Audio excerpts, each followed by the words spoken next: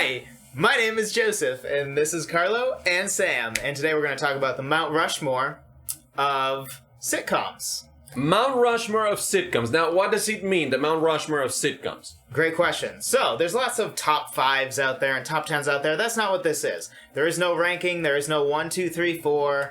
This is just the 4 things that are a good combination of we feel they're important to culture, they were relevant at the time, we feel they will last a long time, right? Like, we will talk about Abraham Lincoln until our country dies. We will talk about George Washington until our country dies. Jefferson. We hope. We hope. Well, we don't hope our nation dies, but when it inevitably does, we hope that they at least are relevant until then. For sure. Now, this is what we think. I mean, we are not going... I mean, we might have read here and there, and we might have talked to other people about it, but it's what we think should be the 4 most relevant, in this case, sitcoms of all time. For sure. For sure. And I'm sure there will be disagreements here. And that is what will make it interesting. I don't think so. Oh, we're just all 3 going to come up with the exact same 4? Yes. Even though we're in like 3 totally separate generations? Fine. Let's find out. We'll see. All right. For me, I'm going to open with the George Washington. So now we're with the George Washington, right? We're talking about not necessarily the original, although George is. We're talking about one of the old ones that sort of set the standard and sort of set the pace for everything that came after that. And I think with that, it's hard to go wrong with I Love Lucy. Well, that's interesting. Now, just so you know, we didn't really talk about it. We're just now talking about it. We didn't prepare. There's no script. This is just what it's coming out of our mouths right now. Yeah. And we prepared individually, but we didn't discuss amongst ourselves. And it's interesting because I agree. I was thinking, I Love Lucy. You know, it was such a unique time and a unique show. Yeah. And there are so many, and people could argue the Honeymooners, that they were also like breakthrough. Sure. But I think, I don't know, there's something about I Love Lucy that it set it up for whatever was coming after that. Yeah, set up the whole live studio audience kind of thing. What do you think, Sam? I agree. It's a lot older than the shows I picked. So. But have you seen it? No. Really? Yeah. It's worth a watch. It is worth a watch. I think it holds up, too, which this is not necessarily important, but even in a modern day watch, it holds up. Like, the humor, for the most part, translates. There's a couple things that maybe we're missing, but for the most part, even if you watch it today, it's and it has some iconic things, like whenever you have somebody named Lucy, somebody else at least at this point in time, they're gonna go, Lucy, there's some explaining to do. Some explaining to do. Yeah, you know? Lucy, I'm home. Yes. There's always those. So anyway, first one of the 4, I Love Lucy. What would be your second one?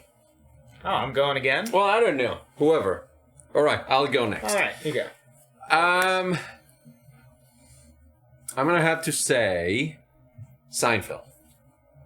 We agree again. We agree. It's hard to go wrong with Seinfeld, right? Because it's consensus, one of the greatest sitcoms ever. Yes. Right? Like whether you like it or not, yes. it's in the pantheon. It started to change things. The sitcom from the I Love Lucy tree, if you will, had started to get a formula, and Seinfeld sort of broke out of it, where they sort of introduced we have a bunch of strands, and they all kind of come together at the end.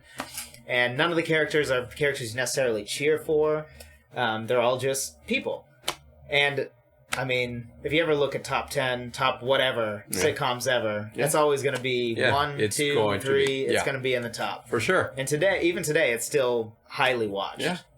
Yeah, I mean, the reruns and everything. And again, the iconic episodes that it had. For sure. You know, everybody knows No Soup for You. Yes. Everybody knows. Not that there's anything wrong with that. Festivus for the rest of us. Yes. Somebody at work referenced that a couple weeks ago. Not even close to Christmas time. When Festivus is supposed to be, the 23rd of December? Something I think like I just watched that episode. But, and that's... I mean, I knew about that long before I ever watched that episode, because I just watched it for the first time the other day.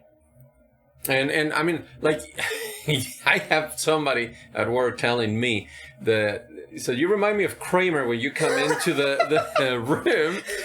So not that you do it, or like you look like him, but just the intention, which... You don't look like a madman, you just act like one. Yeah, you just act like one, pretty much. Anyway, first one, and again, not in particular order, yes, but I Love Lucy. Number 2, Seinfeld. Number 2 is confusing. Second one that we have established. Second Again, one we have ranked. established. Okay. And we all consensus agree on those two. Yes, for sure. That's a good start. That's a good start. All right. Sam, go ahead. You guys are probably not going to agree with this. Ooh. Let's go. The Simpsons. Interesting. The Simpsons. Now, I was going to clarify this at the beginning, actually, but I was thinking that we would stay away from animated and do that as a separate thing, because it's a whole nother category. Because that would throw all of... That's actually a really good pick. It is.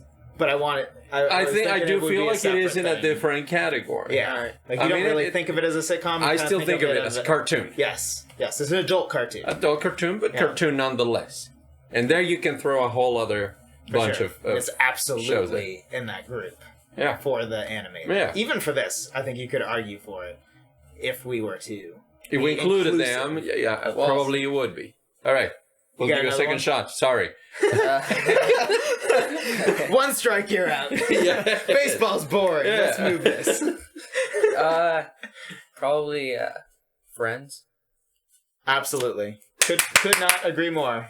I see what you did there. I actually saw a video recently where like it was somebody talking to the actor of Joey, and they're arguing. I think it was Jimmy Fallon. Yes. Yeah, and they're arguing about how many claps there are, and it blew my mind. Like I never even thought about how many. Music guy. Never even thought about how many claps. All right. So trivia question: what's the name of the band that plays the song, the theme song? I know this. That's frustrating. The Ramones? No. No. Very wrong. I don't know why that came to my mind. But yeah, I can see why you would think that. Yeah, but it's some name like that though, isn't it? It's like the so-and-sos. It is. The so-and-sos. If you guys know, just write it down there. In the comments. In that area. That could be your little subtle flex. But I do know. Anyway, so Friends. This is an interesting one, because I don't think... It's interesting because, as we said, this isn't a top 4, right? So I've seen all of Friends, and honestly, it's probably not even my top 10. I would even argue, of all the classic sitcoms I've seen, it's the most overrated. But it's hard to argue with... I mean, like, people from other countries will literally learn English by watching Friends. Yeah. And to this day, it is the number 2 most streamed show on the planet. Is that right? I think in general, but for comedies, it is number 2. Especially like on Netflix. On Netflix, it is the number 2 comedy, which we might end up saying the number 1 comedy next. But wait, what's your argument? Why Friends? Yeah. Research. He knows what's up. Okay. I couldn't agree more. I sense some dissenting opinion over here, though. Maybe this is because... Okay, yeah, I admit that it's a very relevant sitcom. I just wasn't really that into it as maybe I didn't connect with the characters as much as I did with, for example, Seinfeld. Oh, yeah, for sure. Maybe because I'm... In Friends, it's like Chandler, everybody else. Like Chandler single-handedly made it watchable, in my opinion. But not watchable. Well, see, it made it in my case... average. Okay, but in my case... I like the character of Ross. Interesting. I loved Ross at first. He got really annoying for like 3 seasons, and then he got decent again. I think I like his phraseology. I do like that. Phraseology. Yeah. You know, he always had that timing that he does, you know, and it's just funny. But then you see Seinfeld, and maybe that's because I'm a jerk. And I just care about myself. That's fair. And Friends is sort of Seinfeld himself, Jerry Seinfeld, has been on the record of basically calling Friends just a worse copy of Seinfeld. And I kind of agree. It follows a very similar premise, and it does feel like Friends is to Seinfeld in my opinion, sort of the way that like Parks and Rec is to The Office. Like, good, but it's not the original. It. Yeah. Like it's you're good, and it's a good follow up, and I'm happy to watch this. But it just doesn't have the magic quite as much. All right, so what would you have in its place then? If you're not a big fan of this Friends concept. Man, I mean, I had a hard time picking. I didn't have a hard time again with the first two. With those first two? Then the other ones, I thought all four were easy. All four of mine, I thought this is easy. And there's for example, one that I would have, but even myself, I'm not that sure, but still, I think it's worth considering, would be Everybody Loves Raymond. Oof. You speak to my heart. That is my favorite. I don't want to say non-modern. That's my favorite, like pre-2000s kind of sitcom. Like anything 90s or earlier.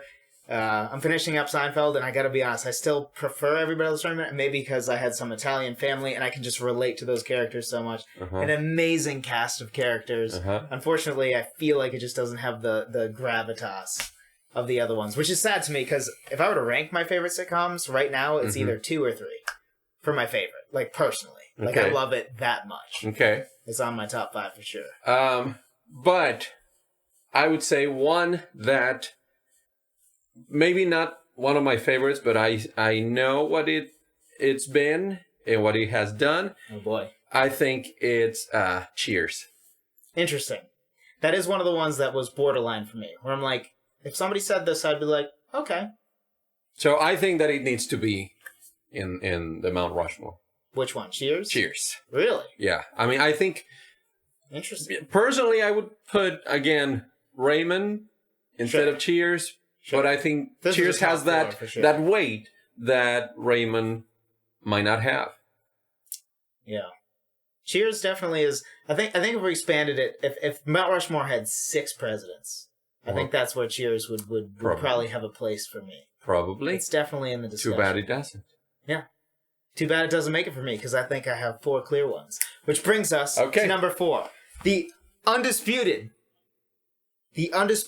modern era one has to be The Office. Yeah. It is the number 1 most streamed TV show, period, I believe, and certainly the most streamed Netflix show. It is more streamed than even Friends. And if I remember correctly, I was looking at a stat recently. It's incredible. It was 7.2% of all episode watches on Netflix is The Office. Like, that's ridiculous for a single show.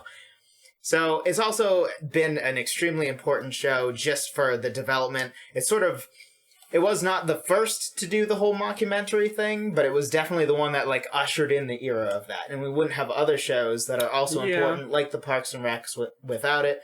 And as far as the modern day representation, which in the case of Mount Rushmore would be the Teddy Roosevelt, if you will, that like, because at the time it was modern, it's really hard to go wrong with The Office. And especially if you have to pick a modern day one, I don't think there's anything you can elevate over it, because anything else is either like the Parks and Rec, which is kind of the little brother of it, or you can go like other ones just aren't going to stand the test of time, where The Office already has, but like Big Bang Theory, nobody gave a crap about Big Bang Theory by the time season 7 was airing. Somehow it got to 12, but nobody cares. Whereas, that's interesting too. I got into it when it first started. I remember first season I was a fan of it, and then just slowly I started like drifting away from it. And I haven't even. Say it all started with the Big Bang? I'm not saying that. I'm just saying that when the Big Bang started, I was there. Yeah.